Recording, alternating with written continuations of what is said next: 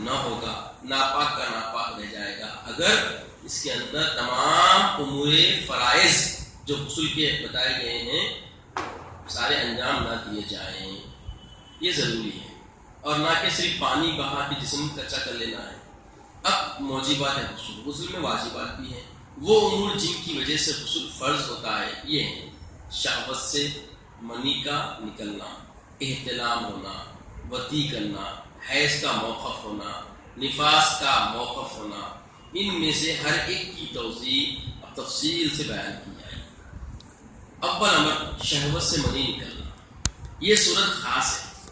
حالت بیداری کے ساتھ یعنی جاگتے میں منی اپنی جگہ سے بشہوت جدا ہو کر جسم سے باہر نکلے، خواہ عورت کو چھوئے یا نہ چھوئے، عورت کو دیکھے یا نہ دیکھے، یا محض تصور و خیال سے یا ہاتھ کے عمل مثلا جلق جسے کہتے ہیں وغیرہ سے اگرچہ منی جسم سے باہر نکلتے وقت شہوت نہ ہو تو بھی غسل کیا ہے اس پہ.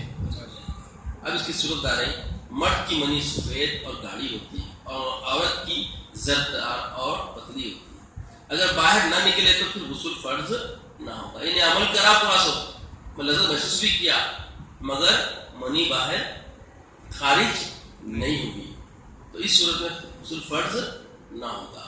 اور اگر منی نکل گئی تو غسل کیا ہو جائے گا؟ فرض ہو جائے گا. تو لذت کے خالی محسوس کرنے سے نہیں، لذت کے ساتھ کیا ہے؟ منی کا خارج بھی ہونا شرط ہے.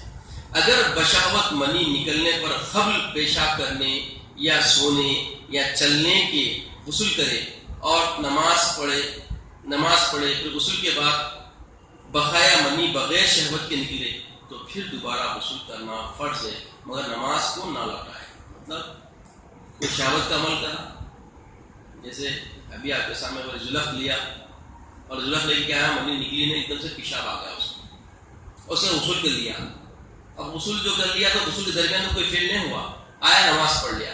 نماز پڑھنے کے بعد جو اندر منی جو رک گئی تھی نماز کے بعد ایک دم سے باہر آ گئی، تو جب باہر آ گئی تو پھر اس کو غسل کرنا ہوگا، غسل پھر اس کو کرنا ہوگا. مگر جو نماز پڑھ لیا اس کو دہرائیں گے نہیں، چونکہ وہاں پہ ظن خطائی کیا تھا، انہیں پاک ہو کے نماز پڑھا، ٹھیک ہے. مگر کیا ہوا، اب وہ شہوت جو ادھوری ہو کے رک گئی تھی اس کی حیبت و کیفیت میں جو بھی عمل کر رہا تھا اب کیا ہے بعد میں ظاہر ہوئی، تو اس کو کیا ہے اس کو غسل کرنا. اب اکثر جو ہے ایسے مسائل بعض نوجوان پوچھتے تو لوگ اس میں بدگمانی لاتے. دیکھیے یہ خود فقہا وضاحت سے بتا رہے ہیں، کیونکہ یہ زندگی کے اندر نفس ہے اور نفس سے بڑا کوئی دشمن انسان کا ہے یا نفس رفاقت شیطانیت رکھتا ہے. اور نفس کے بارے میں خدا کیا بولی، وما ابرئ النفس ان النفس لامارۃ بالسوء. کوئی بھی بڑا سا بڑا سلوک طے کرنے والا اللہ کے مخرب بندوں میں بھی شامل ہو گیا تو اس کے ساتھ بھی نفس اپنا پیچھا چھوڑنے والا نہیں، سوائے نبی کے. تمام بشمول بندگان خدا کے بارے میں خدا خود فرما دیا نفس سے کوئی بری نہیں ہے.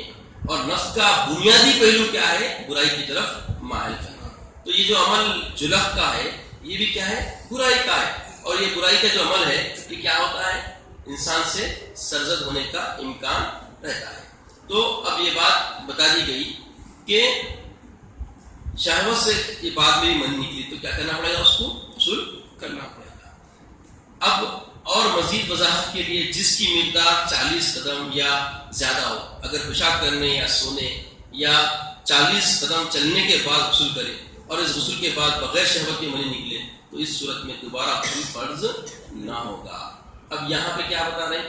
اب یہ غسل انہیں جلق لیا، اس کے بعد جو بھی کرا یا شہوت کا معاملہ بھی کرا، غسل کر لیا، نماز پڑھ لیا، تو اس کے جو وقفہ ہے تو انہیں چل کے 40 قدم گیا، اس کے بعد منی کا ظہور ہوا تو اس کو غسل کی بھی ضرورت نہیں ہے. کئی کو اب اس لیے کہ جو شہوت کا جو غلبہ رہتا ہے، شہوت کے بعد کے جو امور انجام ہونے کی جو کیفیت رہتی ہے 40 قدم کے اندر ہونے کا امکان رہتا ہے. 40 قدم کے بعد ہوا تو یہ کوئی بیماری سے ہوتا ہے، کمزوری سے ہوتا ہے، کچھ بھی ہوتا تو اس کو پھر کیا کرنا پڑے گا؟ وضو کرنا پڑے گا. کیا کرنا پڑے گا؟ وضو کرنا پڑے گا، غسل کرنا نہیں پڑے گا. اگر بشہوت منی نکلنے پر قبل پیشاب کرنے یا سونے یا چلنے کے غسل کرے اور نماز پڑھے پھر غسل کے بقایا منی بغیر شہوت کے نکلے تو پھر دوبارہ غسل کرنا فرض ہے، مگر نماز کو نہ لوٹائے گا. یہ بات ذہن میں اچھا رکھیے. اور مدت کیا بول رہے ہیں؟ 40 قدم کے اندر. اب پھر اس کے بعد بتایا گیا کہ اگر منی اپنی جگہ سے بشہوت جدا نہ ہو بلکہ بوجھ اٹھانے یا بلندی سے گر جانے یا کسی اور صدمے سے نکل آئے تو غسل فرض نہ ہوگا.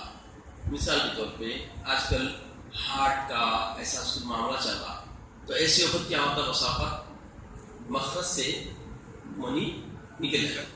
تو اس صورت میں بھی کیونکہ شہوت نہیں ہے بلکہ تکلیف میں ہے، اور تکلیف کی وجہ سے ایک دم حیبت سے بھی کیا ہوتا؟